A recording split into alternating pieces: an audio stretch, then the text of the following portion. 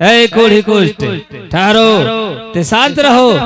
तुम्हें चंपापुर में एकदम खुश करके भेजा जाएगा, तुम चिंता नहीं करो। क्या खुश करके? हाँ खाइला दे दा। बेटी चंपा, चंपा को बुलाओ। बेटी चंपा, चंपा को बुलाइए मत। बेटी चंपा, तुम देख लो कि छोटी बेटी चंपा, मैंने राजा घर में महाराज विवाह किया है और तुम्हारे योग भी यहाँ किया है। आज देख लो कि तुम किस घर में जाती हो और तुम्हारी बहन चमेली किस घर में जाएगी। अगर ते हमारे बात मान ली होती तो आज ऐसा नहीं होता, ते भी तुम राजा घर को महारानी बनती और खुशी खुशी विदागी होता। लेकिन देख लो कि मैं तुम्हारे लिए भी वर खोज रखा हूँ। जानती हो बेटी चंपा, मैं भाग बनाना जानता हूँ और भाग बिगाड़ना भी जानता हूँ। मंत्री जी, इस कोढ़ी कुष्ठ को पकड़ कर लाइए। भोजन बिछावन सब मिलेगा तुमको। ऊपर चढ़ो। या आ गया महाराज। ये बतावा, हमरा खाना दे दो ना, खाइला दे दो। कोढ़ी कुष्ठ को किसने बुलाया पिताजी? कोढ़ी कुष्ठ किस लिए आया है जो पूछती हो चंपा? हाँ पिताजी, मैंने तुमसे उस दिन कहा था कि बेटी चंपा, हमें ते भाग विधाता मान लो, तुम राज करेगी, लेकिन तुमने हमारे बात को मानी नहीं। आज बेटी चमेली हमारे बात को मानी तो देख लो कि कितने राजा महाराजा घर में शादी विवाह करके जा रही है। आज मैं तुम्हारा ही कोढ़ी कुष्ठ के हाथ धराता हूँ, ते आज से इसके साथ जाओ और तुम्हें इसी के साथ रहना होगा, नहीं तो हमें भाग विधाता अभी सभी कहो तो मैं तुम्हें सब माफ कर दूंगा। नहीं पिताजी, मैं कहती पिताजी, बात नहीं पिताजी। करमा के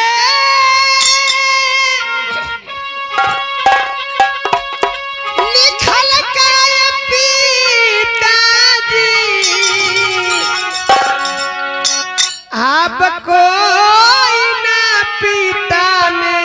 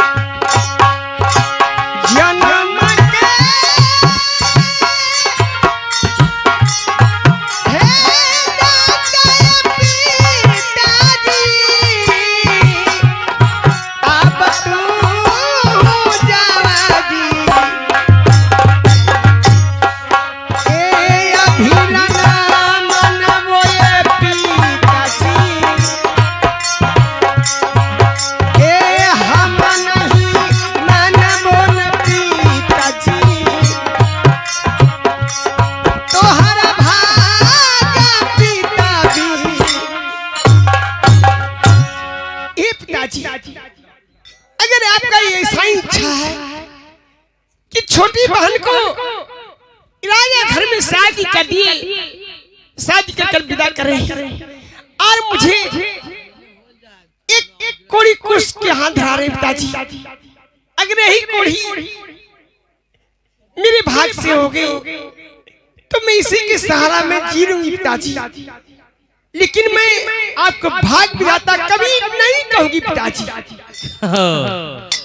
देख लिए मंत्री जी, इतना सब कुछ दुख देने के बाद आज कोढ़ी को हाथ धराने को तैयार है, फिर भी इसका अकड़ देखिए, फिर भी हमें भाग विधाता मानने के लिए तैयार नहीं है। जब तुम कोढ़ी के साथ जाएगी और जब दुख संकट झेलेगी तब तुम्हें एहसास होगा कि हमारे भाग विधाता कौन है।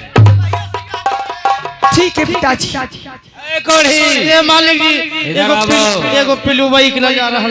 मैं इस कोढ़ी के साथ में जाने के तैयार हूं पिताजी, लेकिन आपको मैं भाग विधाता मान से निकाल पिताजी, मैं कभी नहीं मानी। ठीक है, ए कोढ़ी खायला दे दो। ते इसका हाथ पकड़ो, हाथ पकड़ के ते यहाँ से चले जाओ।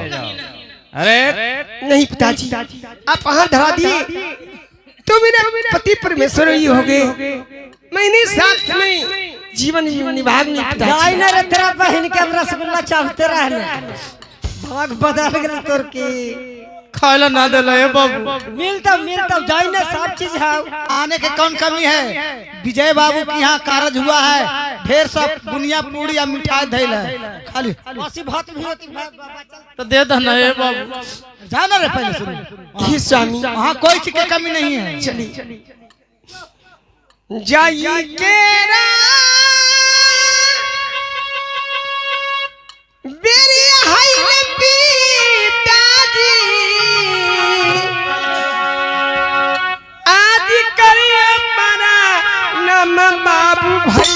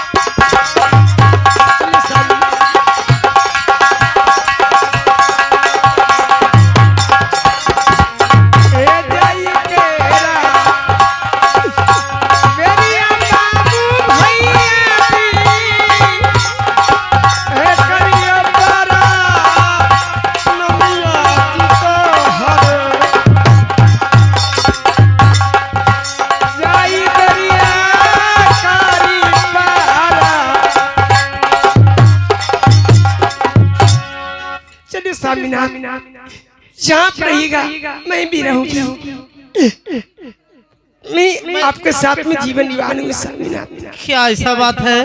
मैं तो भूखा हूँ, ये तुम्हारा कैसे रख सकता हूँ? पिताश्री क्या है? अब हमें जो काम के लिए आए थे वो हमको काम हो गया, अब हमको विदा कीजिए, क्योंकि मैं अपना सुंदरपुर राज जा सकता। ये तो बहुत खुशी की बात है बेटी चमेली। पिताजी सुनो,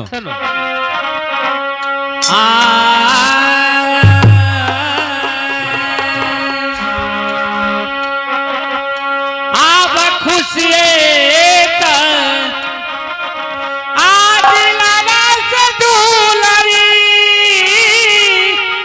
पिताजी आज दही भी अदगिया जी तो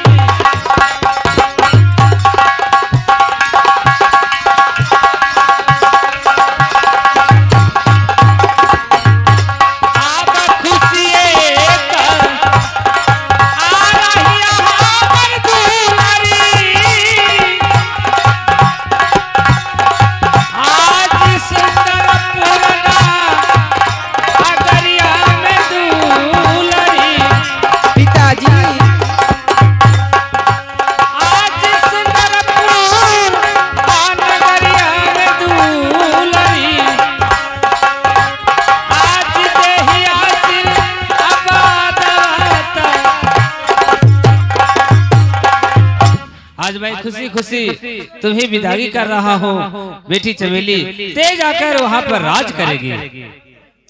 ठीक है पिताजी, आप अपने दिल में सोच रखें और हमें हाँ सुंदरपुर राज विवाह कर चुके हैं तो आप अच्छा ही सोचे होंगे। हाँ, क्योंकि मैं एक राजा महाराजा घर में मैं तुम्हारा शादी किया हूँ, ते जाकर जरूर राजपाट करेगी। ठीक है पिताजी, खुशी रहो। कि कोई रोक सके तो रोक ले। अरे मैं पालकी पे होके सवारी चली रे। अरे मैं तो अपने साजन के द्वार चली रे। पालकी पे होके सवारी चली रे। मैं तो अपने साजन के द्वार चली रे।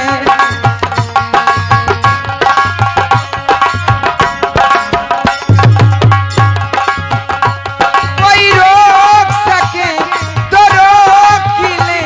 मैं पालकी पे होके सवारी चली रे। मैं तो अपने साजन के द्वार चली रे।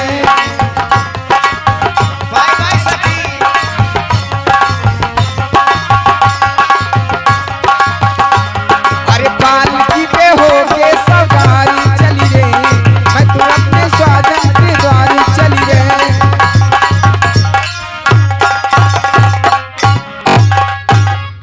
ये हमारा साथ कहाँ जाएगा? मैं तो एक और ही खुश हूँ। हमारा ये भी मालूम नहीं है, याद भी नहीं है कि क्या हमारा नाम है और क्या हम कहाँ हमारा घर है। ये कहाँ मैं जाऊंगा, कहाँ नहीं जाऊंगा। ये मेरा साथ में तू कहाँ जा सकती हो? चाहतू हूँ अरे हमारे शाम जी अरे जहाँ हमारा हवाए शाम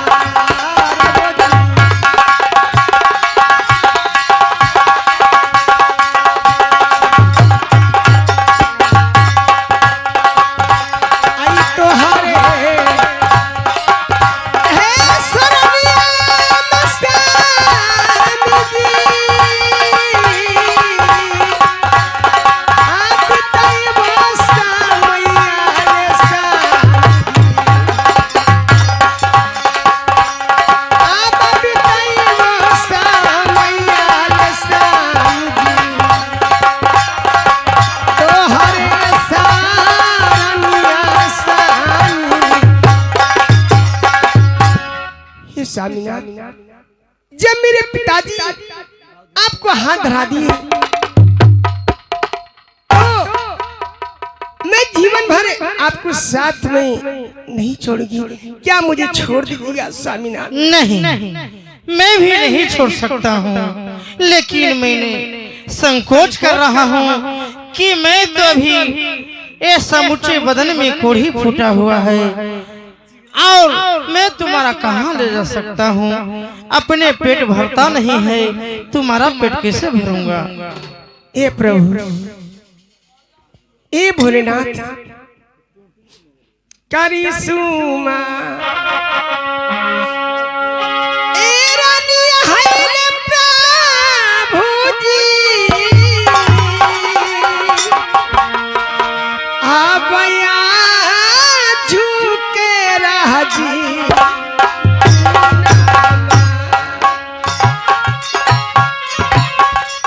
रानी, ये देखो मेरा हाथ ठीक हो रहा है।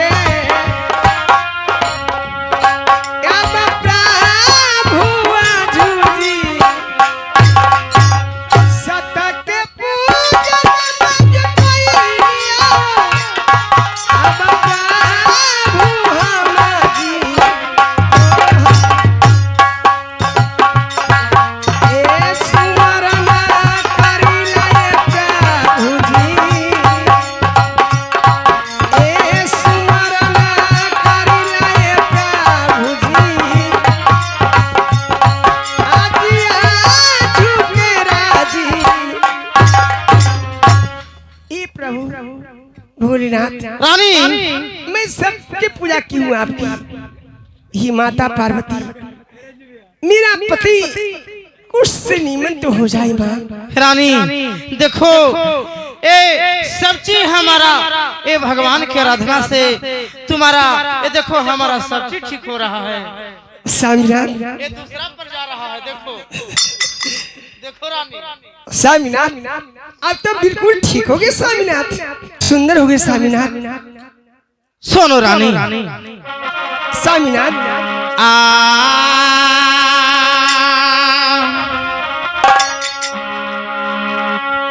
चला चला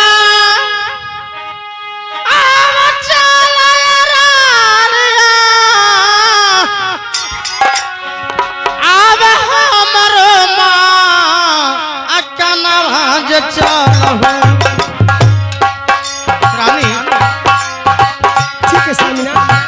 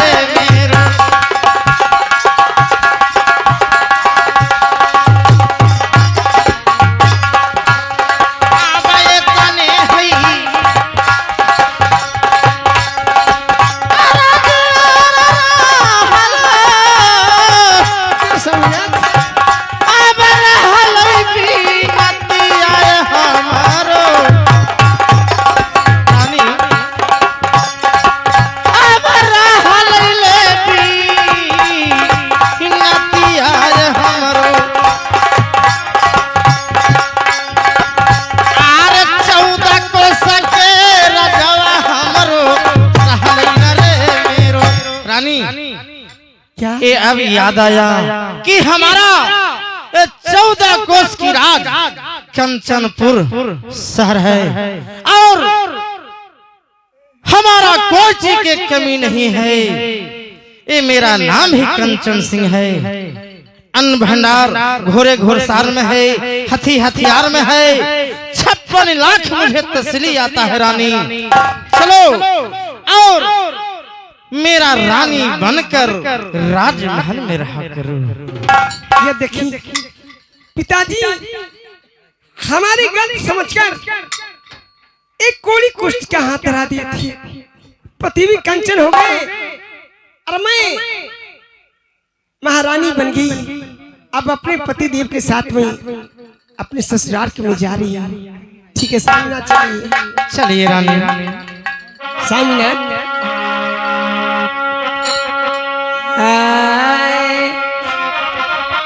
चल जाला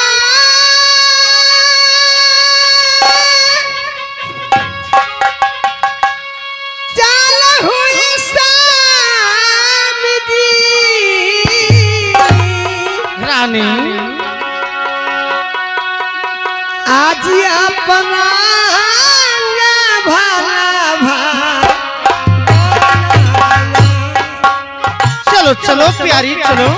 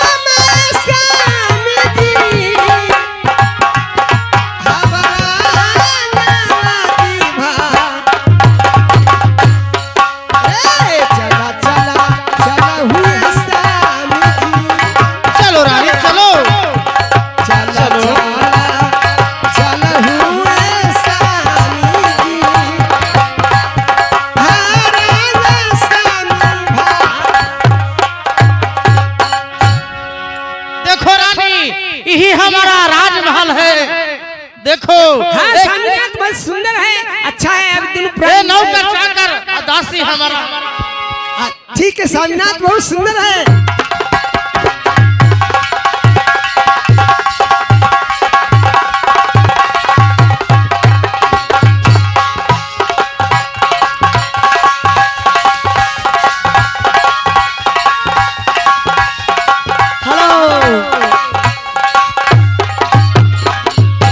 अड्डा पर तो पहुंच गए, एको को नहीं लौक रहा। क्या बात है?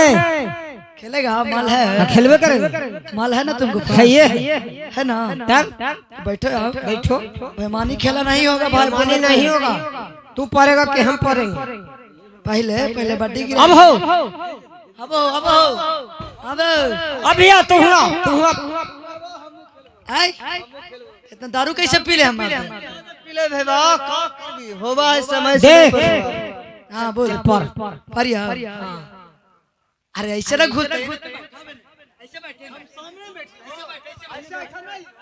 ऐसे बैठे ना तुम मार देते ना तुम। हाँ हाँ हाँ बोलते जो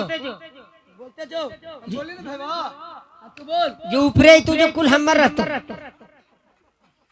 ये कैसे खेला होगा? ऊपरे रहेगा कैसे तुमको आएगा? ऊपरे जे लू जो कुल हमर कुले तो। हाँ तो चलो सौदा बोलो, कितना लगाओगे?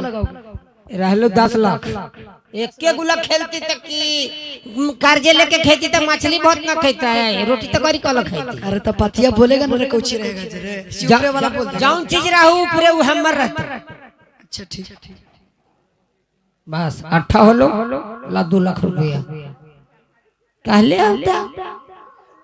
कहल है ये होता तेरा बहन के देमा ना। ठीक है तेरा।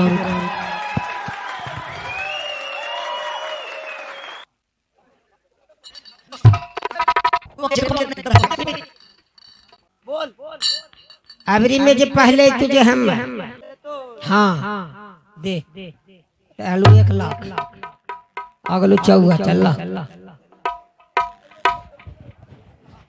भाई बेईमानी खेला हो रहा। बेईमानी कैसे हो रहा बा? पहला ही तोरा परे के पहले कहिए दे पीछे काटियल त न बेईमानी होता ये लेना था। आओ खेल में तब न खेला। ए भाई हैं कौची कौची वही बगले में न पस खाना है। पहले जुबा खेल लो, बाद चल पिया। पहले खेल हैं ना। अब ये कर रहा। अभी तो ना का, अभी तो साइड है। देख अभी मूड खराब होला, हार गेलियो हमें, जीते तो पहले बोल भाई बा। हम बोल ही ना तेरा पहन के खेले ला बेदम रही है। बोले में भर पर गोन फटा हमरे भेबा कौची बोली भेबा। ए भाईबा बोल भाई बा। ऊपरे वाला हमरे पति रहते भाईबा। तोरे एकरे वाला चाल रहा था। तोरे एकरे वाला चाल। हाँ अच्छा सौदा बोल। वही रहलो पूरे रहलो 2 लाख। 2 लाख रह गया। हाँ भाईबा हमरे हो गला 2 लाख तुमको।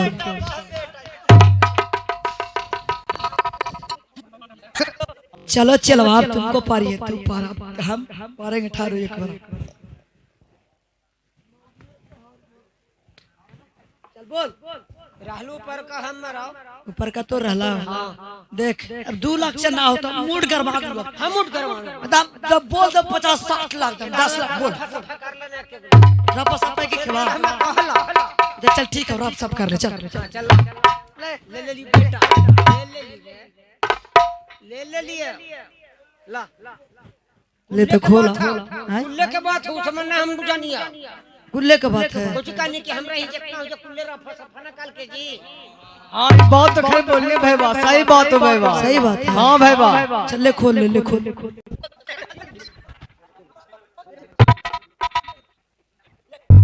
ला एकरा फाइट के एक एक गुला राजा उगली रे।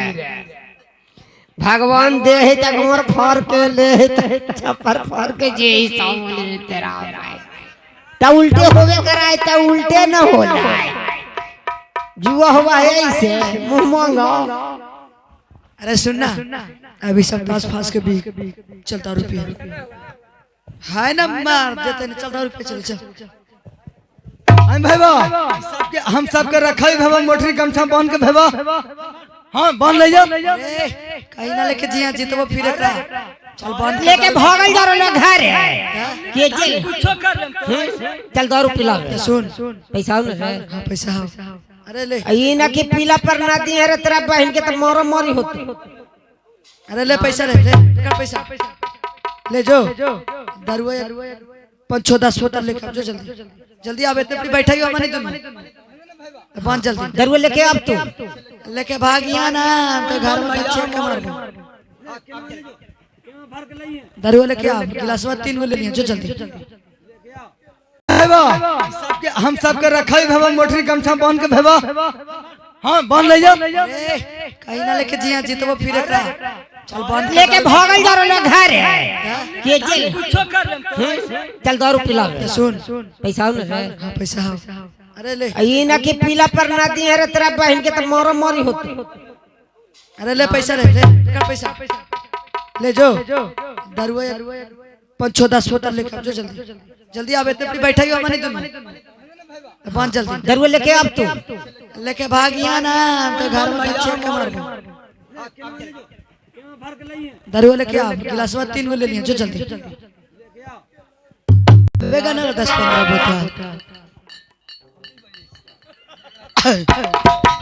बांध गेल हुआ अब ठीक हो लो हमने ऐसी चट्टी के खेलो आओ दे खेलो और बच्चा पैसा रे आय चट्टी के खेलो चट्टी के नाम खेले बच्चे पैसा से खेल में की पैसा से खेल 10,000 रुपये बे हालत दे दली होने दरुआ लावेला 20-30 हजार और बचल जेबू भाई जी के नाच देख हाँ तो ना खेल ना खेल ना खेल दरुआ पी और तेरा अब्बा के कितना देरी से दरुआ लवे रे मार दे चुआहू में देरी लगाओ अरे फलन मा बोला अरे जय रे ला जल्दी मार दे जल्दी आओ अरे सुन तू गाना एगो गा गाना गैया तू गाना गा जे हां गावे ना सुनने के बड़ी मान कर सुनने तो पैसा लगता कितना ले मैं आय कितना लेबू 10,000 चल ठीक होगा ये गया मजदार वाला दा अच्छा मस्त माल अरे तारी पिए वाला मर जाए तो तारे तर करवा देना तारी वाले मर जाए तो तारे तर करवा देना तारी पिए वाला मर जाए तो तारे तर करवा देना पिए वाला मर जाए तो तारे तर करवा देना फन का फन ना मिले तो फेने से धकवा देना अपन कफन ना मिले तो फेने से धक रोन अब चुप अरे भाई चुप मारा मार न कर ले एकरा बहन के पी गेल कुले ये पी गेल की गिरा दिल की रे अरे ना ले ले बैठ जितना पैसा दिला उतने का दारू ले ले भाई बाबा मांगने के लिए तोरा भाई निसवा न लाग तोरा निसवा लागल हमनी के निसवा न लाग अल्लीवा लगा दूं भाई बा बैठे ना बैठ देख पहले रा पिलावे ना ता ना पैसा निकाल के देते जे है जे एरा लपका जेब हम रख पहले पिलाओ हमरा पहले भर के दिया भर के दिया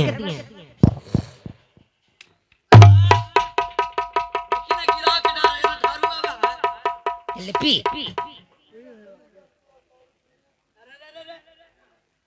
तोर करम फुटल भाई बा फुटल गिलास मिल लो आई रे कोई के दे ही नहीं रे ता एकरा बहन के ही हार गली की देवता देवी के ना दे एक गिलास और दे एक गिलास और दे करा के दे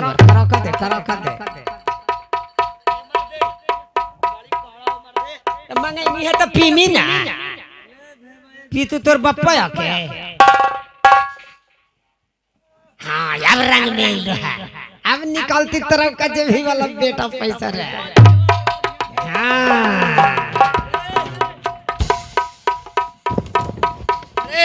दारू फाड़ ना पीबो हम जाई हुआ भाई जी के नाच कोठा पर जा हाँ अच्छे बेटा चल माल मार भी बेटा चल ले अरे तीनों चल चल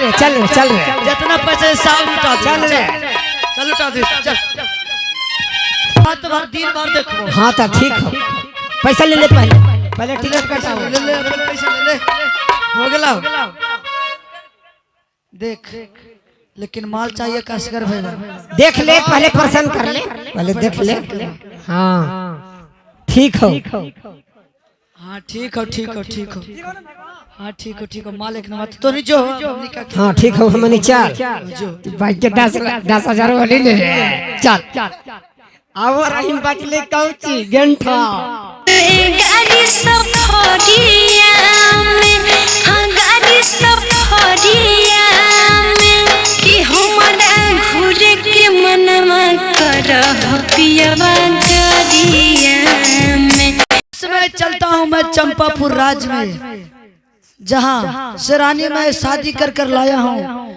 मेरा ससुर बहुत अनधन वाले हैं लोग प्रजागण उसको ही भाग विधाता मानते हैं उसको ही लोग घर में पूजा करते हैं क्यों ना मैं चलकर रानी को साथ में ले जाकर उस समय धन दौलत रुपया गाड़ी घोड़ा सब मांगूंगा मैं उनसे ठीक है चलता हूँ चला चला चलिए हो बीरावा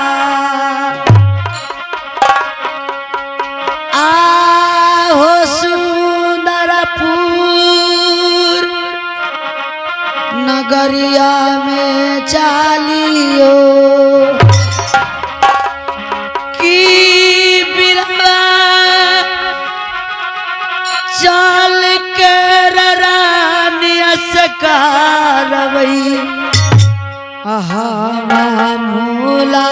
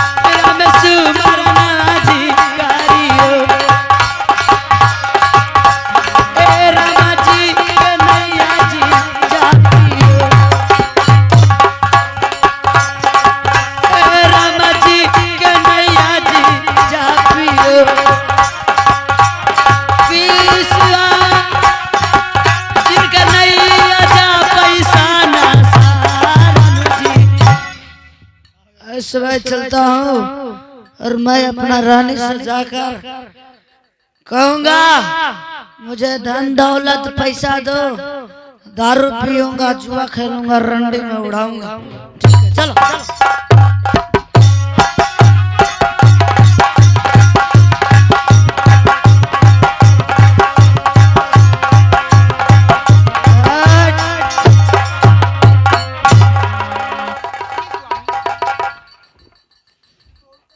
हे स्वामी सुनिए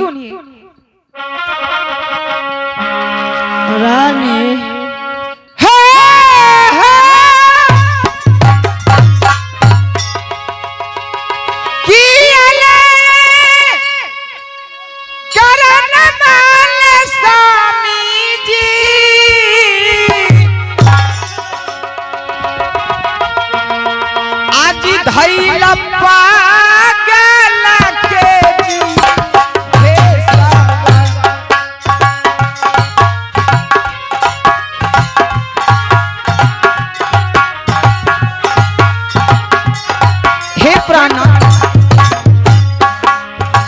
कियले करनमा ऐसा नीजी कियले का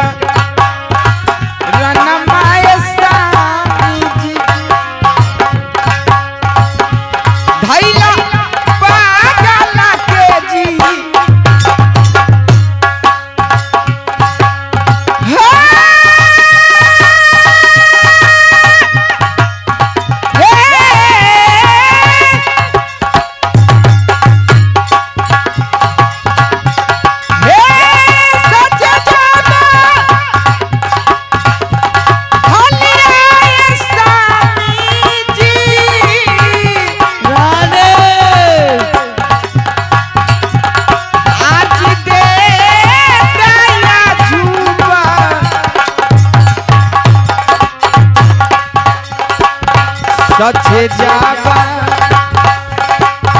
हलिया स्वामी जी सच जावा हलिया स्वामी जी आज दे दया झूबा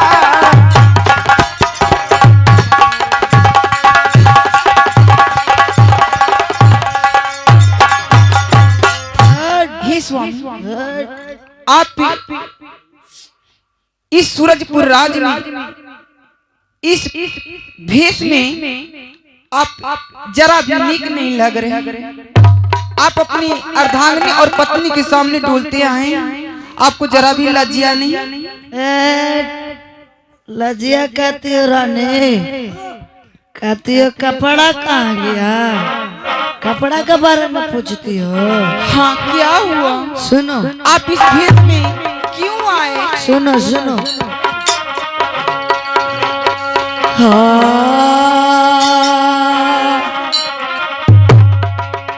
खेले लागी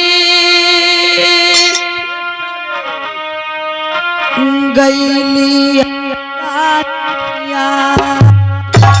क्या? चौका पारा जुआल रानिया ए रानी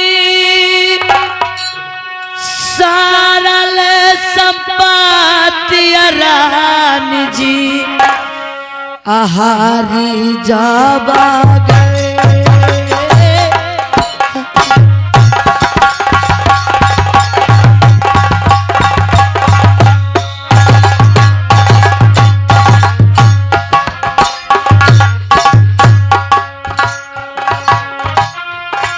खेलला की जुआल रानिया। हे प्राणनाथ गली जा बच्चों का बापे रानिया नहीं, गली जा बच्चों का बापे रानिया की रानिया सारा ले दादाज गली रानू जी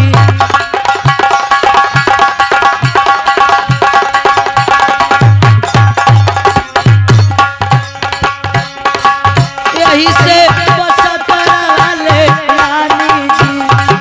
हे प्राणनाथ क्या बोल रहे हैं आप? यही से बसत वाले रानी जी नहीं जा बरहल जी हमारो नहीं जा बरहल जी हमारो किरनिया हरिये जिगले जी सारा संपात जी। चौक पर मैं जुआ खेलने गया था, उसी में मैं सारा धन हार गया हूँ। मेरे पिताजी कहा करते थे कि मैं तुम्हारे लिए नेक वर ढूंढा हूँ और प्रतापी राजा ढूंढा हूँ, लेकिन आप एक जुआरी है, मुझे पता नहीं था। और तुम सुनिए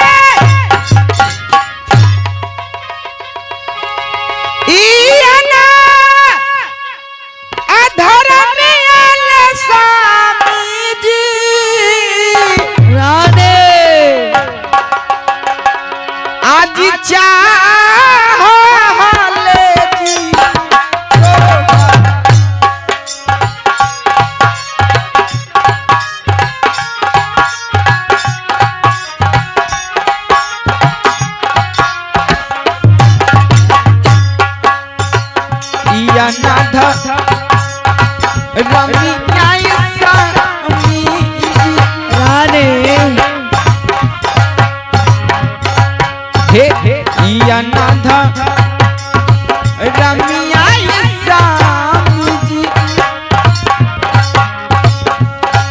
आज चाहले जी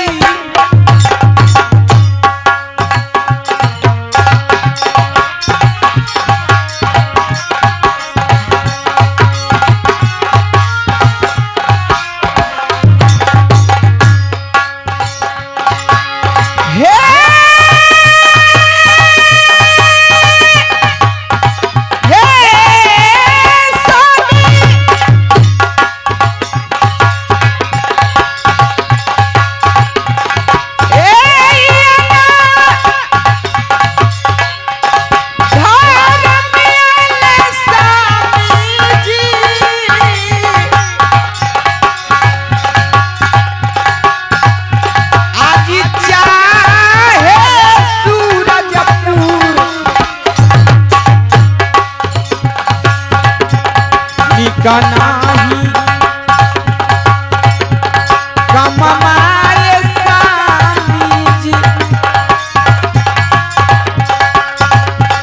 हे निका नहीं कमाए स्वामी जी आज काई लगी मोरा हे स्वामी आपको कर्तव्य नहीं चाहिए था कि आप हमको विवाह रचा कर इस राज में लाकर अपने शौक मौज करें और इस राज में जितना भी धन संपत्ति था आप खो दिए। अब आप क्या करिएगा? और पूछती हो कि डोलते हुए क्यों आ रहे हैं? क्योंकि मैं शराब पी रखा हूँ। आप नशे में धूत हैं, नशा में आप कुछ भी कर सकते हैं। हाँ और सुनो, यहाँ तक कि मैं भाई जी का नाच देख के आ रहा हूँ। हे राम, तू इतना सुंदर तिरिया को छोड़कर भाई जी के पास गए थे, आपको जरा भी लज्जा नहीं आता अपने तिरिया को संग में ये सब बात बोलते हुए? सुनो रानी, सुनो। हाय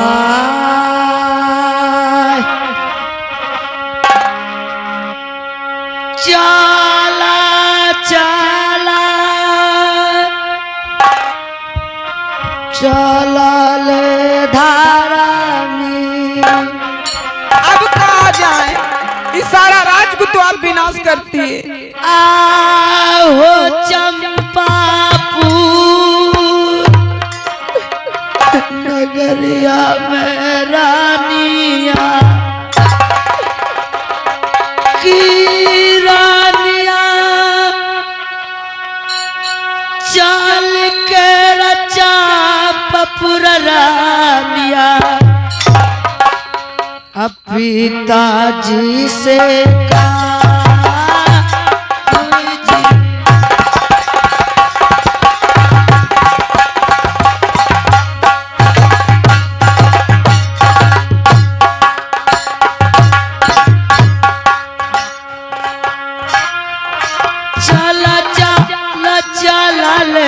रानी जी नहीं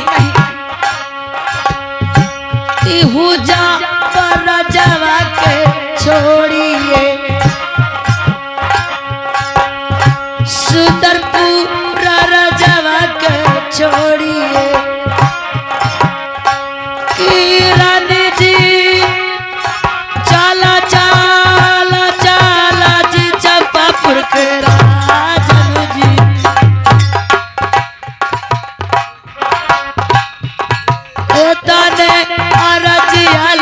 रानी जी तने विनतिया जी रहालो बोलिए तने अरजिया ले रानी जी तने विनतिया जी रहालो किरण जी चला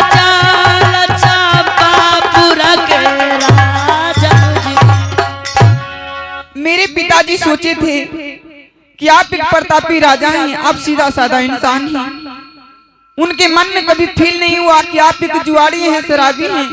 मैं किस मुंह से अपने पिताजी के पास जाऊं? मैं नहीं जाऊंगी, कदापि नहीं जाऊंगी। भारिल गलातिया रानिया आज भइलई हमरा से गलती के मफवल ब्याही। ऐसा मत बोलिए।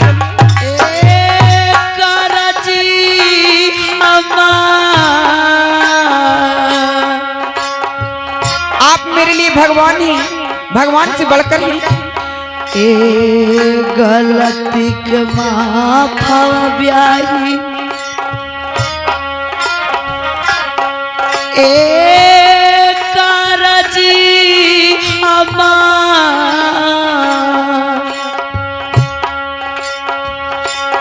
ए गलतर परियची। नहीं प्राणा, ये पाप हम पर मत ला दी। जैसा आपकी इच्छा हो चलिए और पिताजी से मुलाकात करते हैं। ठीक है चलो रानी। चलिए।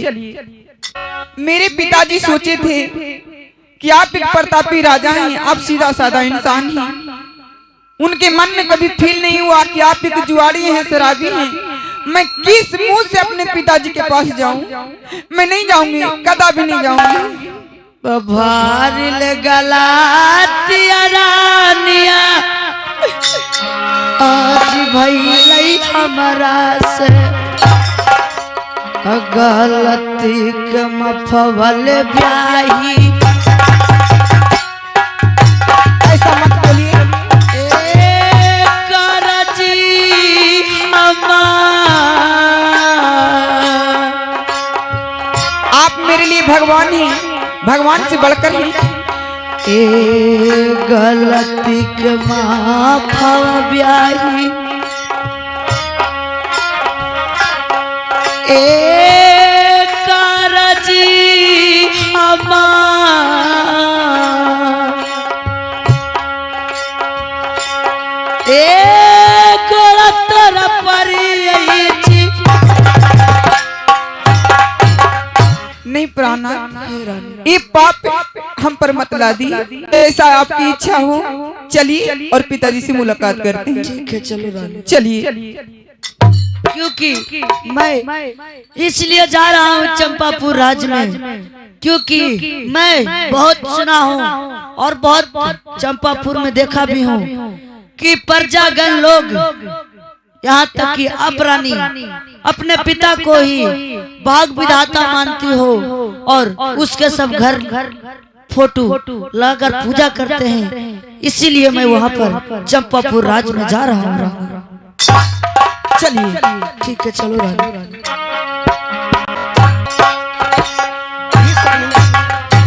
इतना महल बहुत सुंदर है सामिया। रानी प्रिय देखो, ये राजमहल हमारा है। अभी ये धन संपत्ति ये सब तुम्हारा है, नौकर चाकर ये सब तुम्हारा है। सुनो रानी, क्या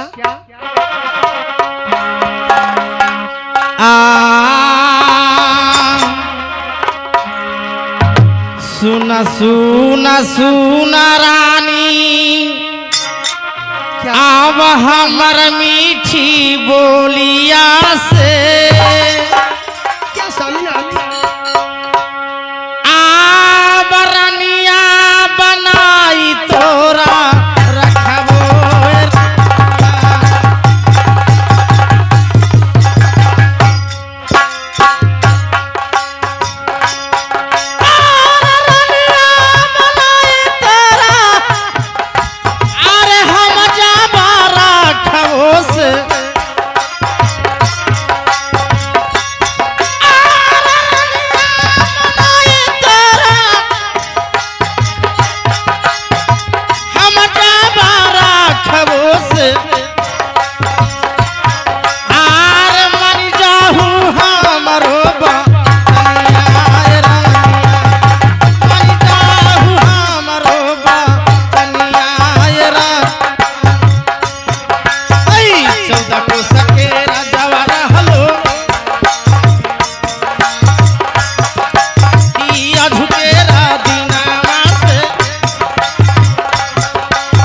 चौदह को सके राजावा रहलो कंचनपुर सहारिया से अरे मानी जाहू कनिया रानिया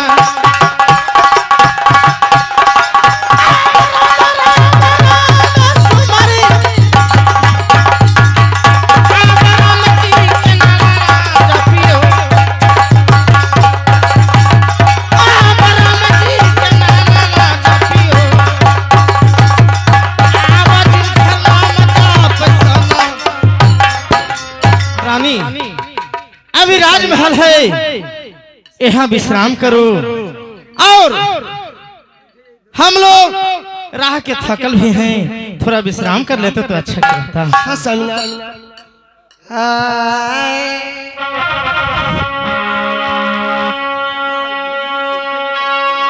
चला चला चला हो स्वामी है अपन सुंदर स्वामी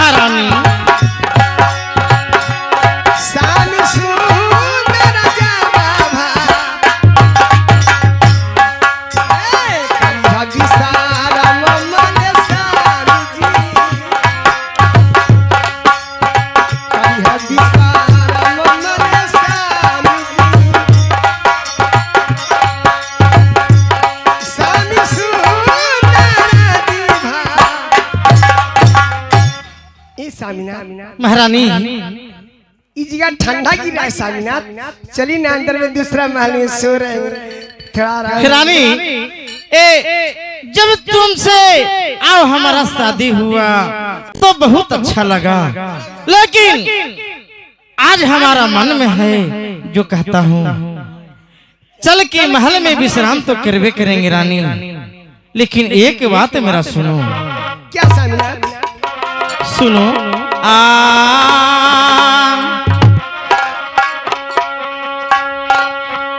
आज ये कबारा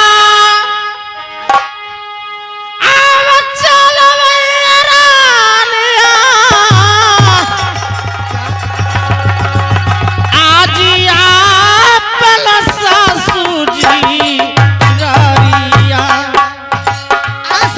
रानी एक बार ससुराल चलता तो अच्छा रहता रानी। आब एक बारा आब चलबो रानिया अब एक बारा चलबो रानिया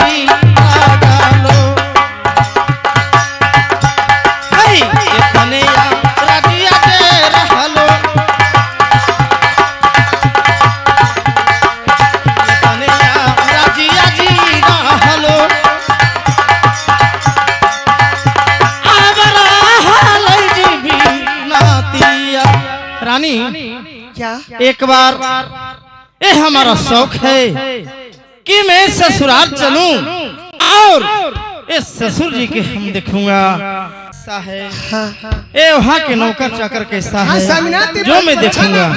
सुनी स्वामीनाथ, चलो चलो चलो ए स्वामी जी मोरो, नई हरबाए स्वामी जी मोरो, रानी नई हरबादी, चलहु स्वामी अपन ससुराल।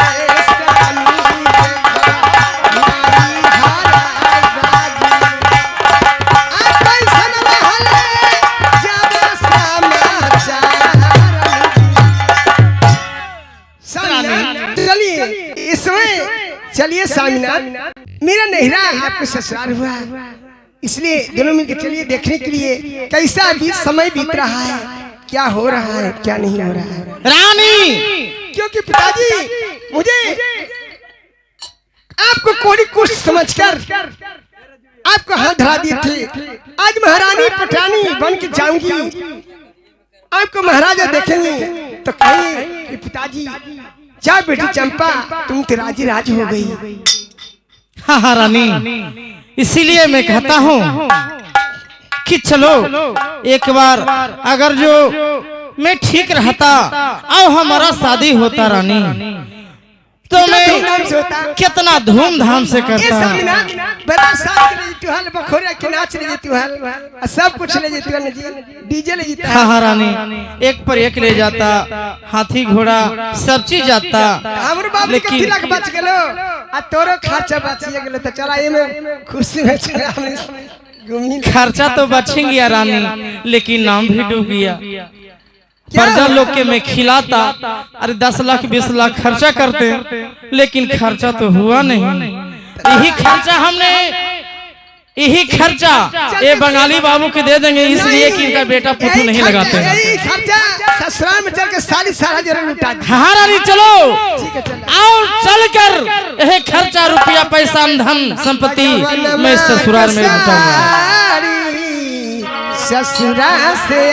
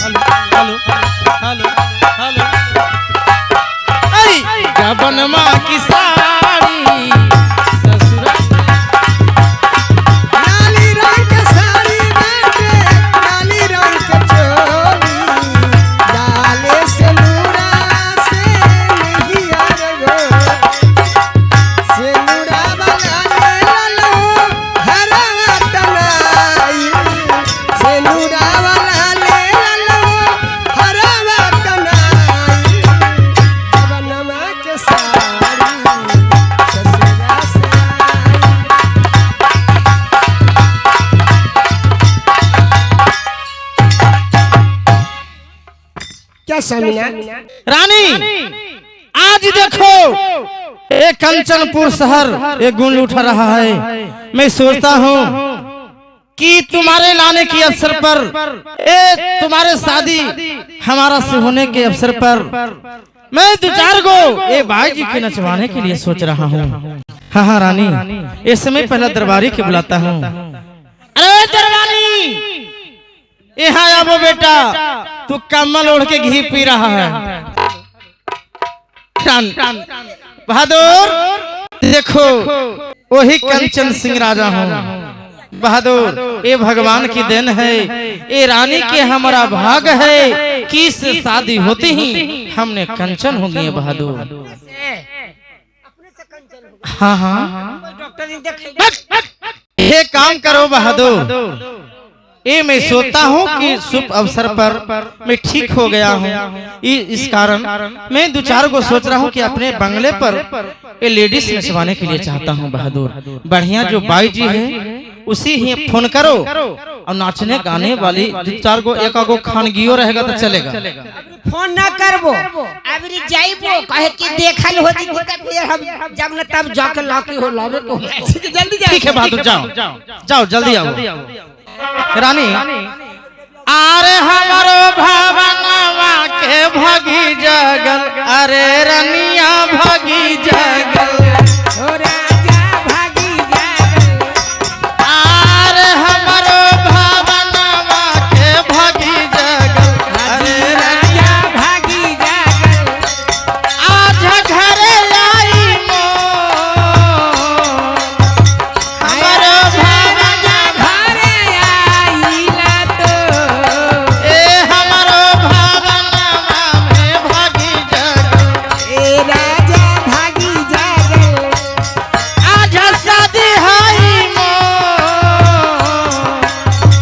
आई हमर राजा भइला मो, अरे हमारो भवनवा में भगी जगल, अरे रनिया भगी जगल।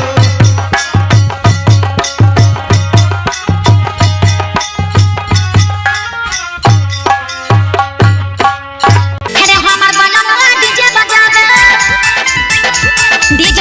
छोड़ के नचावे। रानी ठीक है। चलो, इस समय राजमहल में चलकर थोड़ा विश्राम करेंगे।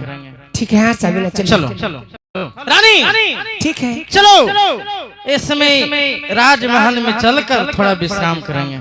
ठीक है, हाँ सभी चलो पार्वती पारा पे अरे बैठलन भोले दानी, त धीरे धीरे हो, त धीरे धीरे हो, चरनिया डाली रे भावा।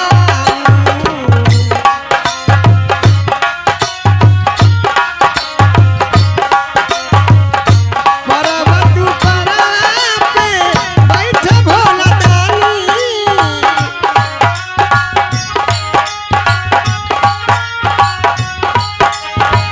शिव जी के चरण लागली भवानी,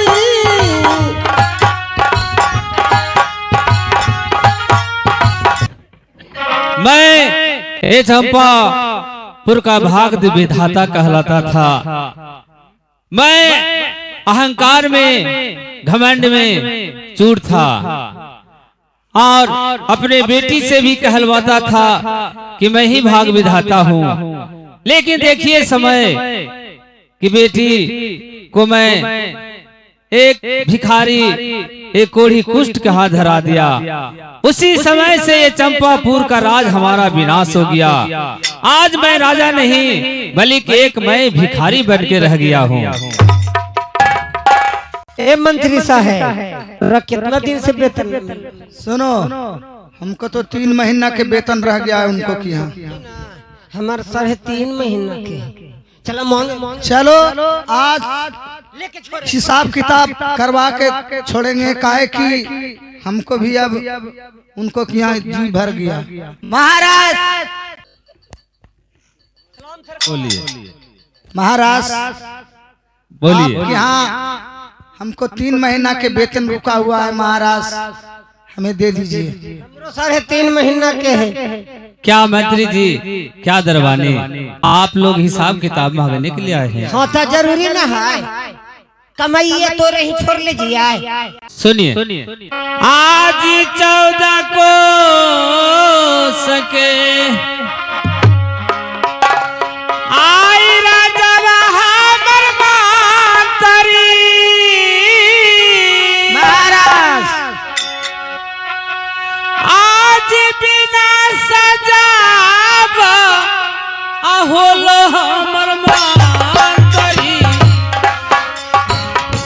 मंत्री जी दरबानी सीता है।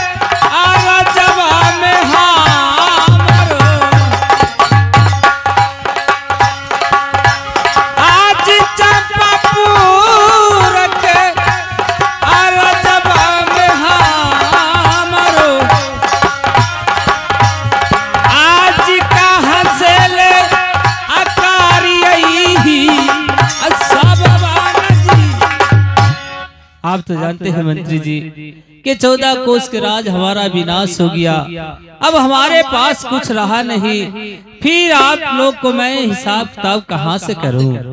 हमारी विनाश कर दिलियो।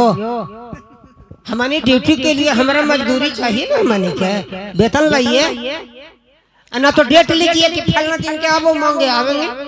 कम मंत्री साहब। हाँ बात सही है। तो क्या महाराज हम लोग के कमाल मजदूरी है, देख लीजिए कि 2-3 महीना पर आए हैं मांगने के लिए, कम से कम दे दीजिए हम लोग के मजदूरी। 10 रुपया काटिए कदा। देखिए मंत्री जी, देखिए दरबानी, अब तो हमारे पास कुछ नहीं रहा देने के लिए। हाँ, एक उपाय हमारे सूझ रहा है। अगर आप लोग हमारा साथ देंगे तो आप लोग को जरूर कुछ पैसा हम दे देंगे। सुनिए, गोली चलाइए तोरा साथ है, चोरी करे जियो।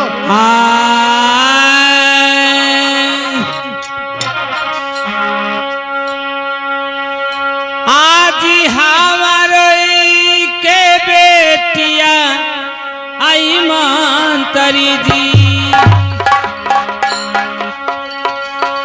आज छेट साहूकारा जी रहलई की मंत्री जी, आप वही चाला देई तोहरो हमहू जब ही सा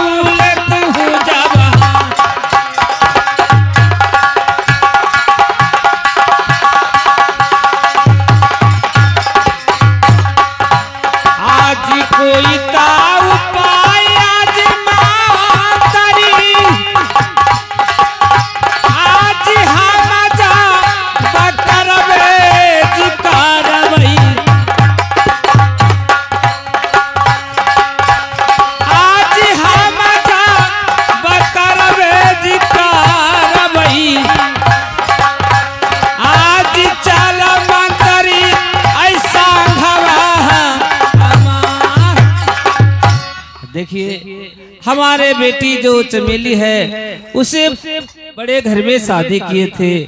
चलिए उसी के पास चलते हैं और चलकर उससे मांग कर रुपया पैसा आप लोग को हिसाब कर देंगे। खरी कौन का बड़का बात है, घर में तो बैठे नहीं रही हो। तो इनको क्या नौकरी करेंगे, इनको बेटी दामाद के यहाँ जाके हम लोग कहेंगे तो कुछ कहेंगे। मंत्री साहब तो पैसा निकाले के न मोल हो, डूबल पैसा पानी में जा रहा है ना, पता तो इनको बेटी दामाद दे देंगे।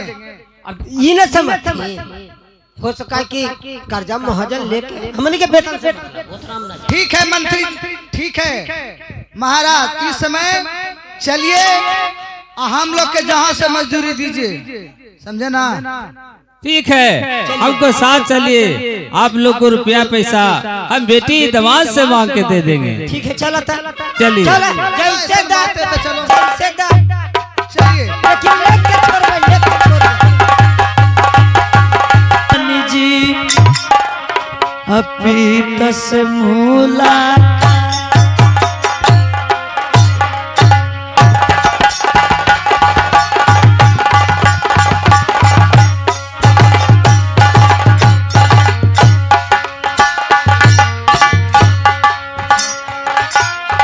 चला चला चला ले रानी जी, चला चला चला ले रानी जी, चंपापुर नगरिया में रानी जी, चंपापुर नगरिया में रानी जी, किरण जी चल के करवे रानी जी मका।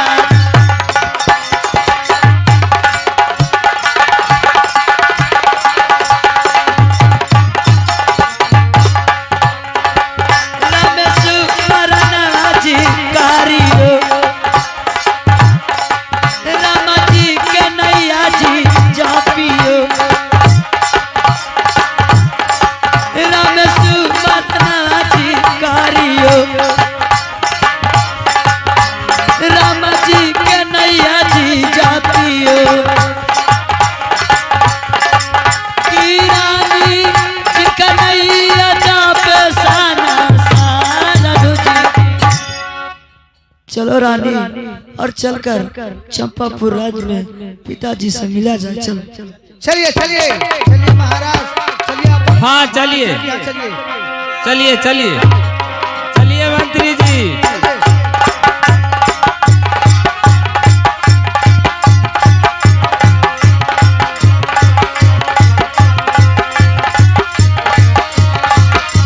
चलिए मंत्री जी। चलिए महाराज। सुनी क्या कुछ हम लोग से बोल रहे हैं? क्या बने अनगरिया मेरा हाल, आज तो हारो जी माँ का।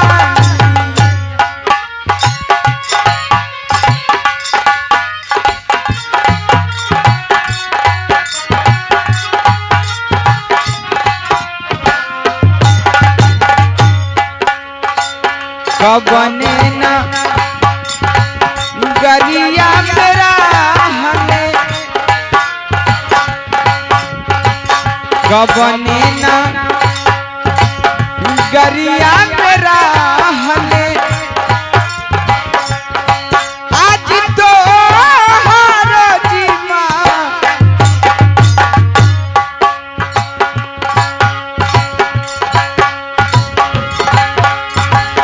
सच जब हलिया लटाई के, आज दे दया झूबा। सच जब हलिया जिकाई के, हे सच जब हलिया जिकाई के, आज दे दया झूबा। बताइए कि मैं आपको पहचान रही हूँ, आपको कौन नगर में घर पड़ता है, आपका क्या नाम है? हमसे पूछ रहे हैं कि हम लोग और कहाँ के रहने वाले हैं? हाँ, आज हमारा के आधार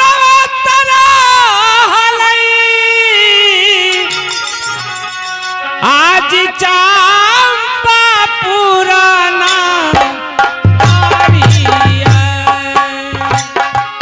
अच्छा,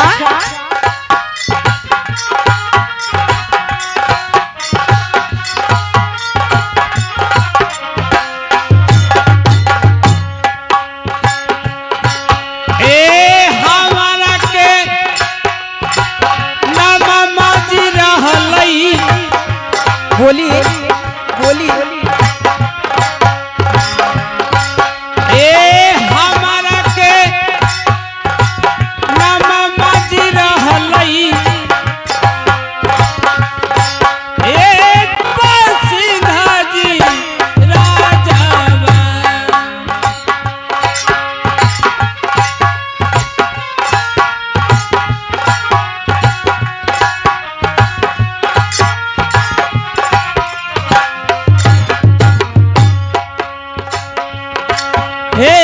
सच जब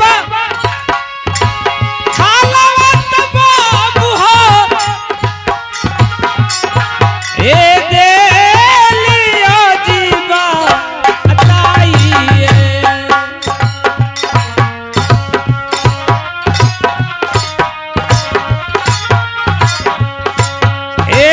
सच जब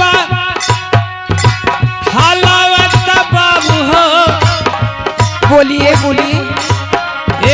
सच जबा हालिया बाबू हो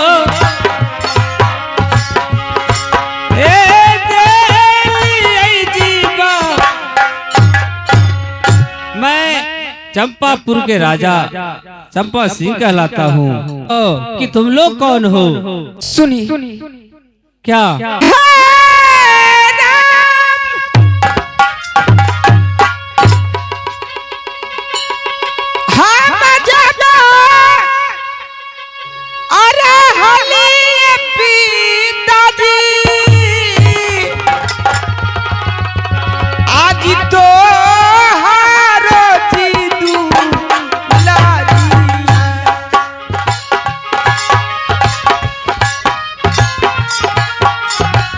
क्या तुम हमें पहचानती हो? हाँ पिताजी, क्या हमें आप नहीं पहचान रही? क्या बेटी तुम चमेली हो? हाँ, मेरा तन का नाम चमेली है। हमरों के चिन्हला न बाबूजी,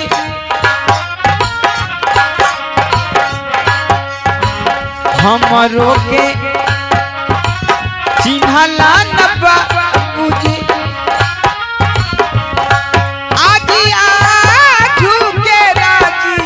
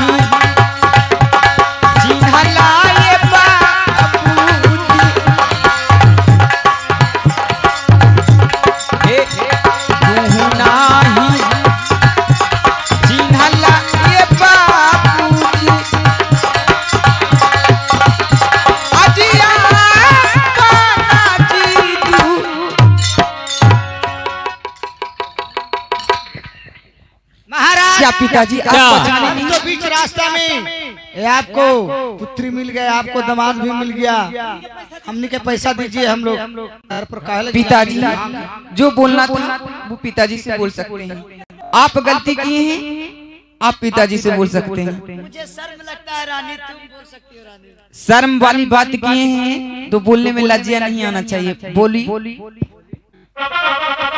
आप कहे पिताजी मैं आपकी बात मानकर इनसे बिना सोचे विचारे शादी करने के लिए तैयार हो गई, लेकिन ये ऐसा शख्स निकले कि उस सूरजपुर राज को विनाश कर दिए। ये जुआरी हैं, शराबी हैं, इस इनमें बुरी लक्षण एक नहीं अनेकों प्रकार का है।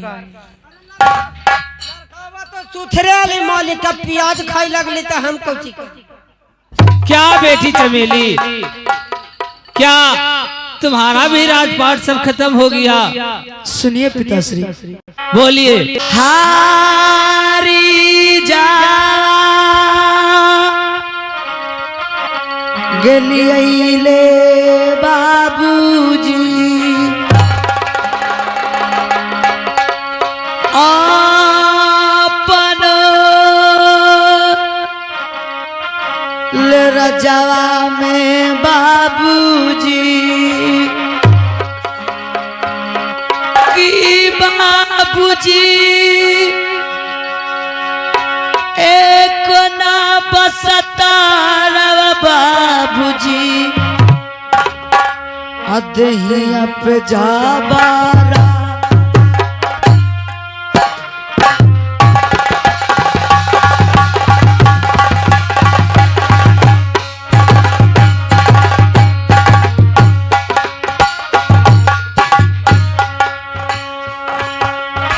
भारी ले गलतिया जी भाई लो, भारी ले गलतिया जी भाई लो, सुंदरपुर रजवा में हमारो, सुंदरपुर रजवा में हमारो की बाबूजी खाना ले दौलतिया जी हारी जावागे। महाराज जेरा पर भरोसा कैला गेहूं तो तोरे गति। आप भी भिखमंगा हो गए, वो भी भिखमंगा हो गए, तो हम लोग के पैसा कहाँ से मिलेगा? मंत्री साहब बोलो। अब एक उपाय हो, आप कोई उपाय एक उपाय है न ता छोड़ दे भाई। अरे ओहू भीख मांगे है, ओहू भीख मांगे, अब तो पैसा डूब लो हमनी के, लेकिन एक उपाय है। आप कौन उपाय? ले चल के कसैवा ही कटवा दे जे निकलती जे सही तो कुछ कर यही एगो उपाय है ना। कैसे होते तू छोड़ दे मिटा। सुनो, ये महाराज अपना पुत्री को कोढ़ी के पास लगा दिए, कितना सुंदर था बेचारी। वही समझ कल्पना ये महाराज को पड़ रहा है, समझा ना? तोरा कौची के कल्पना पड़ली की वेतन नहीं मिल रहा है? देखो तो हम लोग इंसानियत से हम लोग उनको क्या ड्यूटी करते थे, रहते थे, जहाँ जाने के लिए कहते थे वहाँ हम लोग जाते थे। ले हम लोग में क्या गलत है? अरे ले चल पकड़ के कसैबा ही दे दे भी तो कुछ देवे करते कसैबा। नहीं, छोड़ो, रहने दो, जहना होगा विचार जहना होबे करेगा। ठीक है, सब दिन भिख मांगे रह जाएगा। आई वो 10 दिन के बाद फिर मांगे, इंतजाम करके रखिया। चलिए बाबूजी अपना राज में, चंपापुर राज में चलिए और क्या हम दोनों का रहने के लिए आसन दीजिए पिताश्री। चंपापुर राज ले जाने के लिए कहते हैं? हाँ पिताश्री। तो मैं क्या बताऊं, जिस तरह आप बता रहे हैं कि हमारा राजपाट सब खत्म हो गया, मैं जुए में हार गया, लेकिन मेरा भी वही परिस्थिति है कि हमारा भी ये चंपापुर का राज सब विनाश हो गया। लेकिन आपको चंपापुर राज में आपको भाग विधाता माना गया था, तो फिर ऐसे फिर क्यों हो गया पिताश्री? यही अहंकार तो हमें राज को विनाश कर दिया। मैं शिव जी का वरदान पाकर मैं समझा कि इस संसार में मैं ही भाग विधाता हूँ। मैं अपने आप को भाग विधाता समझने लगा, उसी अहंकार में मैं पुत्री को एक कुष्ठ कोड़ी के हाथ धरा दिया, वही हाय श्राप हमें लगा है। पिताजी, मैं आपसे मैं जवान नहीं लड़ाई थी, क्योंकि मैं नादान थी, सोच समझ हम में नहीं था। दीदी थी कहती थी, और आप अपने घमंड में चूर थे, और घमंड के कारण ये सब हुआ। चलिए और दीदी से मुलाकात किया जाए। हाँ बेटी चमेली, चलो। हो सकता है कि दीदी से क्षमा मांगने पर हम लोगों को कष्ट दूर हो। ठीक है, चलो चलकर खोजते हैं कहाँ पर किस राज्य में बेटी चंपा रहती है। ठीक है पिताजी, चला जाए। मैं शिव जी का वरदान पाकर मैं समझा कि इस संसार में मैं ही भाग विधाता हूँ। मैं अपने आप को भाग विधाता समझने लगा। उसी अहंकार में मैं पुत्री को एक कुष्ठ कोड़ी के हाथ धरा दिया, वही हाय श्राप हमें लगा है। पिताजी, मैं आपसे मैं जवान नहीं लड़ाई थी, क्योंकि मैं नादान थी, सोच समझ हम में नहीं था। दीदी थी कहती थी, और आप अपने घमंड में चूर थे, और घमंड के कारण ये सब हुआ। चलिए और दीदी से मुलाकात किया जाए। हाँ बेटी चमेली, चलो। हो सकता है कि दीदी से क्षमा मांगने पर हम लोगों को कष्ट दूर हो। ठीक है, चलो चलकर खोजते हैं कहाँ पर किस राज्य में बेटी चंपा रहती है। ठीक है पिताजी, चला जाए। ऐसे जो किताब है अल्लाह खान का, अभी देखिए हम दिखाते हैं, उसमें नहीं है। ताला सैयद का विवाह है, फर्स्ट वाला होगा। हम फर्स्ट वाला चाहता हूँ कि ताला सैयद का जहाँ शुरू में विवाह हुआ है वो कहानी अपलोड करूँ, लेकिन ताला सैयद का दूसरा तीसरा जो विवाह है आल्हर में, बिल्कुल मैं गलत मानता हूँ, हम नहीं करना चाहता हूँ। हमारा ही खुद का चैनल है जी, मैंने उसमें बिरियागढ़ संग्राम गाया है जी। तो ना हम ये कह रहे हैं, ऊदल के नाती की शादी गाई है हमने, और ऊदल के पुत्रों की शादी गाई है, ऊदल की शादी गाई है मैंने। कम से कम 80 प्रोग्राम है हमारे। मतलब पूरा नाटक करिएगा तब ना मिलता है जी। बोल रहे हैं पूरा नाटक आप करके दिखाइएगा तब ना। आवाज आपकी थोड़ी कम आ रही है। बोल रहे हैं पूरा नाटक आप गा कर बताइएगा तब ना हम लोग स्टेज पे कर पाएंगे। ऐसा है, आप नाटक करते हैं और नाटक में क्या होता है कि विस्तार होता है, और हम क्या करते हैं शॉर्ट में करते हैं, गाते हैं केवल शॉर्ट करके गाते। जी जी जी। तो हमें ये कहना है उदय, शॉर्ट करके गाते हैं, अगर उसे विस्तार देते हैं तो ये बनेंगे कम से कम 15-20 भाग बनेंगे। हाँ। तो उदय चेतन जी हम ये कहना चाहते हैं कि ताला सैयद का शाही में विवाह कहाँ हुआ था, माने पहला शादी जो हुआ था जी, ताला सैयद का पहला शादी हुआ था वो कहाँ हुआ था, जो जानकारी लेना है आपसे। हाँ, वो जानकारी हम आपको बताएंगे। और मैं आलखंड के द्वारा ही आपको बताएंगे वो कहानी। पूरा आलखंड मैंने अभी मान लो एक तरफ से हम रिकॉर्ड कर रहे हैं उन चीजों को। हाँ बोलिए ना, हम भी रिकॉर्डिंग कर रहे हैं आपको, मतलब हम वीडियो बनाते हैं। रिकॉर्डिंग कर रहा हूँ, और पहली शादी के बारे में हम आपको, देखो मेरे हाथ की कहानी लिखी हुई है जी, तो उसमें हम देखेंगे। मुझे इतना याद नहीं रहता क्योंकि मेरे 2-2.5-3 हजार वीडियो है। अच्छा, ताला सैयद कहाँ के रहने वाले थे बताइएगा। जी, ताला सैयद कहाँ के रहने वाले थे, कहाँ घर हुआ ताला सैयद को? उनका घर कहाँ के रहने वाले थे? वो हम उसमें बताया नहीं है मैंने। आप ताला सैयद खाली चाचा सैयद ताला सैयद यही बोलते थे, उनको निकाह कराना है, यही कराना है, इतना ही बोलते थे। कहाँ घर है नहीं घर है कुछ नहीं बताते थे। तो उसमें आलखंड में देखो ना, मिल जाएगा उसमें। हमको लगा आपको पता होगा पहला शादी कहाँ हुआ था, कितना पुत्र था, ये सब आपको पता होगा, हमको लगा। आवाज नहीं आपकी आ रही है। बोल रहे हैं ताला सैयद का पहला शादी कहाँ हुआ था, कहाँ घर है, कितना पुत्र है, ये जानकारी लेना है आपसे। हाँ, तो उसके भी बारे में हम रिकॉर्ड करेंगे कहानी। अच्छा, रिकॉर्ड करिएगा। मामले को हमने कहानी रिकॉर्ड की नहीं है, आपको बताऊं। और तो उदय चेतन जी एक कहानी रिकॉर्ड करेंगे, विस्तार बहुत ज्यादा है, उसको शॉर्ट करके हमें देना पड़ता है उसमें, तो बताएंगे हम आपको जरूर। 1 मिनट सुनिए ना, कहानी मिली नहीं है अभी वो वाली। 1 मिनट उदय चौहान चेतन जी 1 मिनट सुनिए। जैसे ताला सैयद का बेटा का नाम अली अकबर है, तो हम सुने हैं कि अल्लाह रुदल के पिता का जिस समय हत्या हुआ था, तो उस समय हुआ था कि अल्लाह रुदल छोटा छोटा है, तो उस समय कोई नहीं बताएगा कि अल्लाह रुदल के पिता मारा गया। और उस समय ये भी हुआ था कि ताला सैयद बाप के दाखिल जैसा रहेगा, बाप का दर्जा भी देगा। और मतलब ताला सैयद ही कहा था, परिमल भी कहा था कि आज के बाद मुसलमान के बेटी बहू या पत्नी पर, लड़की पर नज़र उठा के कोई हिंदू नहीं देखेगा। और नहीं है कि हम लोग पूरा मुसलमान माने बनाफर के या राजपूत के या किसी को हिंदू के लड़के के नहीं देखेंगे गलत नज़र से।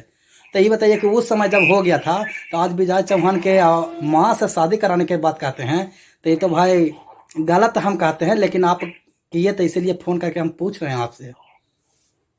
नहीं, कोई बात नहीं है। हमें जो मिलता है तो सब हम उस तरीके से गाते हैं। ये मनगढ़ंत कहानी हमारी कुछ भी नहीं है। अच्छा, हाँ ना, यही हम पूछना चाहते हैं कि तो भाई गलत है, कहा कि अल्लाह रुदल तो चाहता नहीं है क्योंकि हिंदू है। मैं फिर पास से नहीं, ये चीजें जो हमें प्रमाण मिलता है, प्रमाण के आधार पर गाता हूँ। चलिए ठीक है, लेकिन पता करके बताइएगा देश, मतलब चेतन जी, कि कहाँ के ताला सैयद रहने वाले थे। ऐसे बनारस के रहने वाले हैं। हमको बिल्कुल पता बताएंगे, ये कहानी जल्दी आ जाएगी, हमारी चैनल से आती है जी। हम लोग को पता है ताला सैयद बनारस के रहने वाले थे, पीर सैयद का पुत्र थे।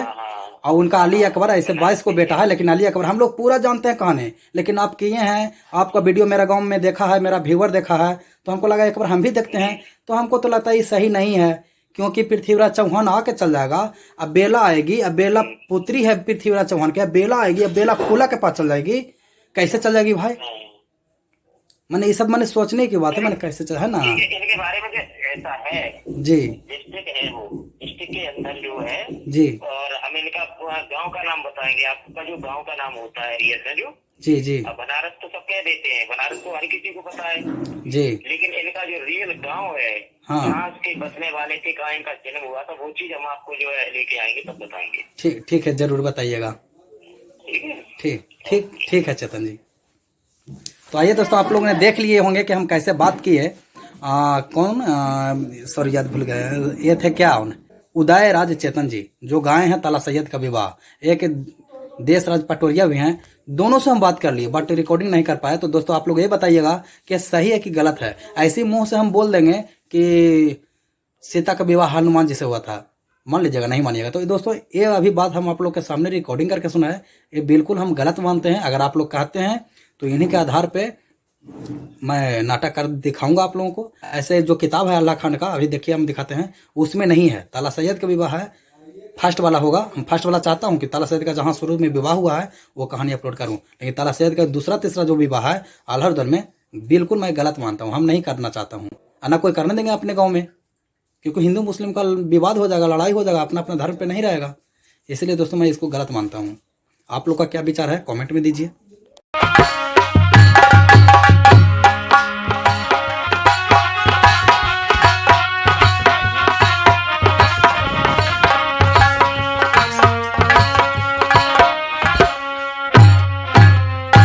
बेटी चमेली, हम लोग चलकर बेटी चंपा को ढूंढते हैं, खोजते हैं।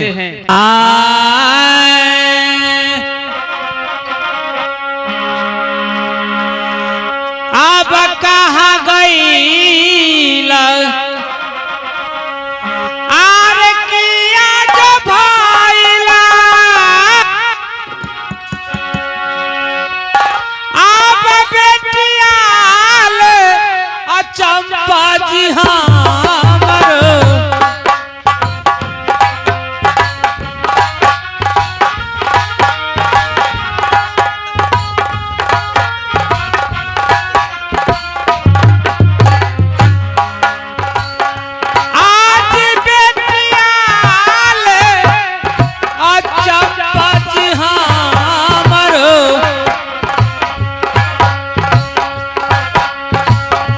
आज तो हर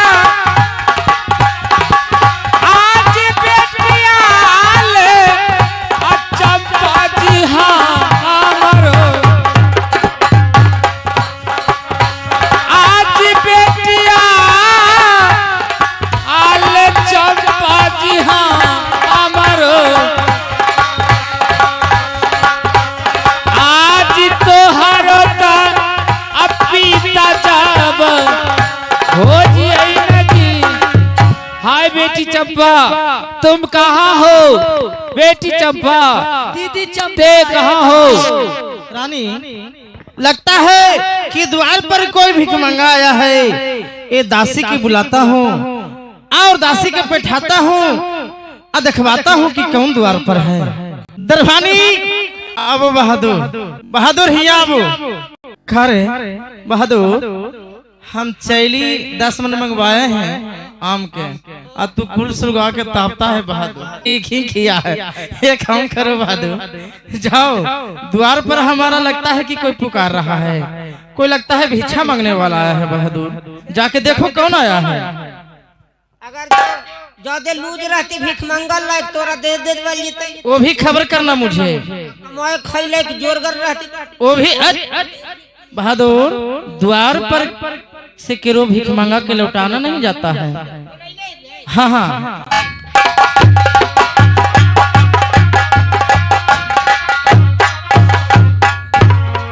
कि आप भीख मांगने वाले हैं, काहे को लिए आए हैं?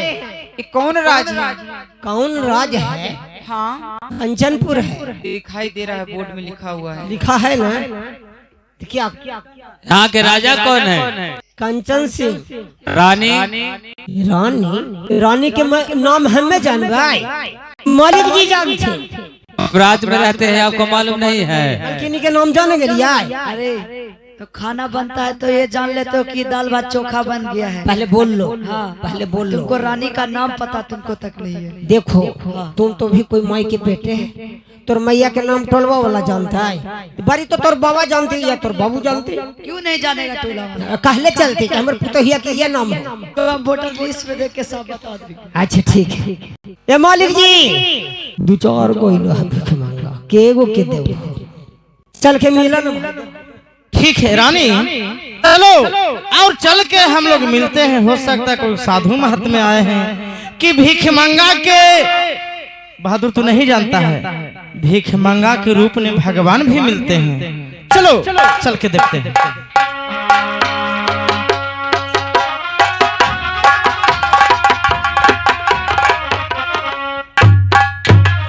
क्या यही लोग हैं? क्या कर देख रही है ये दशा? ये तो हमारे पिताजी क्या बेटी चंपा तुम हमें पहचान गई? खुश रहो पिताजी।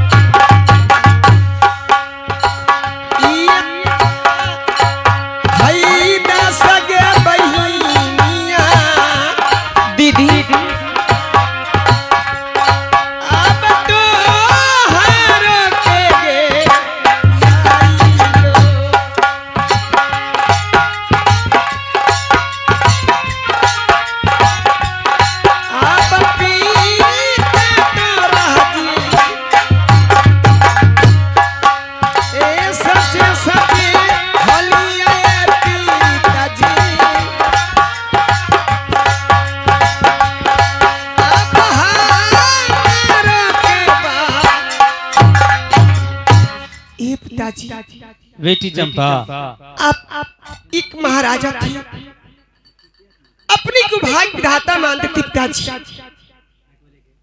बताइए कहाँ ये भाग विधाता और कहाँ ये भिखारी के रूप पिताजी? मालिक जी ये कैसे हुआ पिताजी? बहादुर मैं तो नहीं चिंता, हमारी छोटी बहन है। सुनिए दीदी,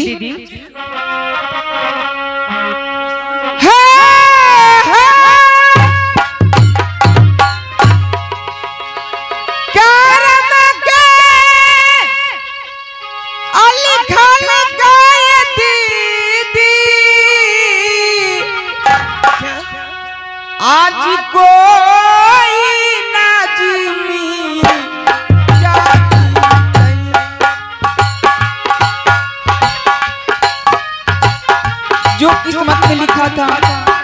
वो हम लोग के साथ हुआ। तुम्हारे पति भिखारी एक नंबर जुआरी और शराबी है। और मेरे पति देखो कोड़ी था हमारे कंचन हो गया। किस्मत के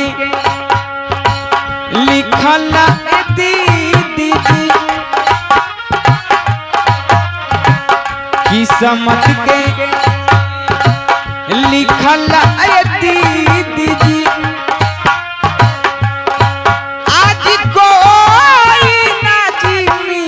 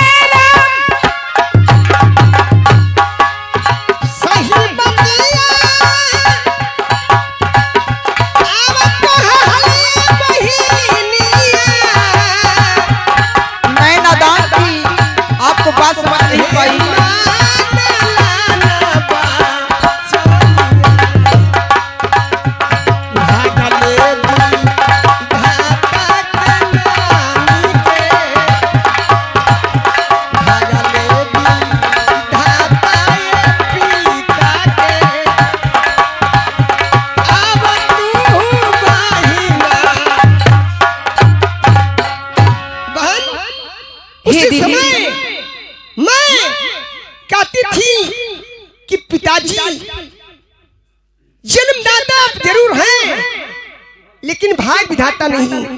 आज देखो तू अपने भाग विधाता मानकर पति तुम्हारा भिखमंगा हो गया। पिताजी मुझे कोड़ी के हाथ धरा दिए।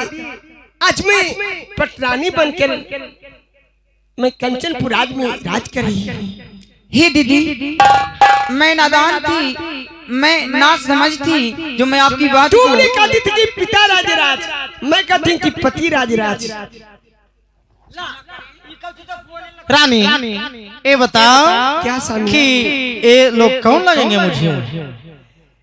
इस ससुर जी लगेंगे, इस साढ़ू जी लगेंगे, साली। अच्छा रानी ये दुखे में तो भिखमंगा लगते हैं, ठीक है। जब तुम्हारा पिताजी है तो अपना ससुर समझकर, ये पिता समझकर मैं प्रणाम करता हूँ, पिताजी के प्रणाम करता हूँ। खुशी रहिए। अब साढ़ू जी अतनी सालिये से मिली है। तू अपन खेत सरहू के खेत में बदलाइन कर लिया। रानी ये तो बहुत दुख की बात है कि हमारा 14 कोस की रात एक कंचनपुर शहर पड़ता है और मेरा नाम कंचन सिंह है। आज जिसको ससुर देखो, जिसको ए साढ़ू देखो, ये कितना गरीब लोग हैं। रानी स्वामीनाथ इस समय अपना भाग किस्मत से ऐसा है। स्वामीनाथ जब आप कोड़ी कुछ उठे तो ये पिताजी मुझे गरीब समझकर मुझे आपको हाथ धरा दिए। जब आपसे मुझे कुछ शादी हुआ स्वामीनाथ तो आप कंचन बन हो। क्या ऐसा बात था? ये पिताजी है अपने को भाग विधाता समझने वाले। आज समझिए कि कहाँ आप भाग विधाता है, कहाँ ये कोड़ी। यही से कहा गया है रानी कि जागो रखे सैया मार सके न कोई। जानते हो यो जैसा करे थे वो सही फल पाया। कहा गया है कि जस करता जैसे भोग ही दाता और नरक की जाके क्यों पसाता। पिताजी आज बताइए पिताजी कि आज आपका भाग विधाता कहाँ गए? तुम ठीक कहती हो बेटी। मैं उस दिन अहंकार में था, हम घमंड में थे कि मैं अपने आप को भाग विधाता समझने लगा, लेकिन भाग विधाता हम लोग नहीं, भाग विधाता तो ऊपर है। पिताजी रानी ये लोग क्षमा करो और अपना 14 कोस की राज में रखो। ये लोग राजा बनावे। पिताजी हमारे यहाँ आगे पिताजी तो मैं सभी परिवार मिलकर एक साथ में रहूंगी, कोई तकलीफ नहीं होगा। हाँ साढ़ू साड़ू बोला हमारे मलकिनी तुम्हारा कौन लगेगा? का लगेंगे? दीदी जी लगेंगे आप? 1.5 साली नहीं मलकिनी हमरा क्या लगेंगे? जी लगेंगे। ओहो ठीक, रिश्ता तो बहुत जुट रहा है। ठीक है, इसी तरह अपना सब परिवार मिलिए इसी से भैया नाटक खत्म होता है। अब गाना मनोरंजन के जितना मजा लेना है ले लीजिएगा। आइए मुन्ना म्यूजिक जी रात और मेहनत करके छापे हैं आपको। हाँ, नाच प्रोग्राम तो चालू रहेगा 3 घंटा और डांसर नाचेगा, गाना गाएगा, क्योंकि ठंड का मौसम में सब बहुत रेस्ट किया है। और मैं कहना कुछ नहीं चाहता हूँ, ये तो बगल का प्रोग्राम था। 2 बजे कॉल गया कि भाई प्रोग्राम है रसायुगा में, विजय मुखिया जी के माता जी गुजर गए, तो हम भी सोचे चलते हैं। और एक मेरा चैनल है, भली भांति जानते होंगे, मैं श्री बखोई राय जी का छोटे सुपुत्र मुन्ना भाई, मेरा एक चैनल चलता मुन्ना म्यूजिक प्रोग्राम के नाम से।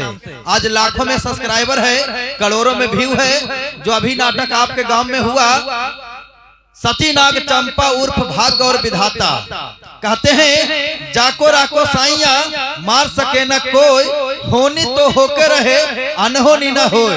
ये जो देखे कि भाग विधाता से भिखारी बन गए, बड़ी बेटी के रहते हुए छोटी बेटी को शादी कर दिए धूमधाम से, कहां से कहां फिर से भिखारी बन गए। जो भिखारी के साथ लगा दिए, आज राजा बनकर सभी को परिवार को मिलाकर प्रतिपाल करने को तैयार है। तो ये होनी था, होनी होकर ही रहता है, और जो नहीं होना है उसे तो जब ऊपर वाला नहीं बिगाड़ेंगे कोई नहीं बिगाड़ेगा। तो ये कहानी को हम लोग बहुत मेहनत से किए हैं और इसको अपलोड कर देंगे, आप घर बैठे भी देख सकते हैं आज 10 बजे से। तो चलिए कहानी यहीं तक समाप्त हुआ, और बोलने का बहुत कुछ नहीं बोलेंगे। चलिए डांसर हमारा गाना भी गाएगा, रिकॉर्डिंग डांस भी करेगा, प्रोग्राम अभी चालू रहेगा। समय भी हो चुका है, 6 बज गया है। हेलो हेलो आई मास्टर जी, आइए रिकॉर्डिंग का जो गाना ना होता है।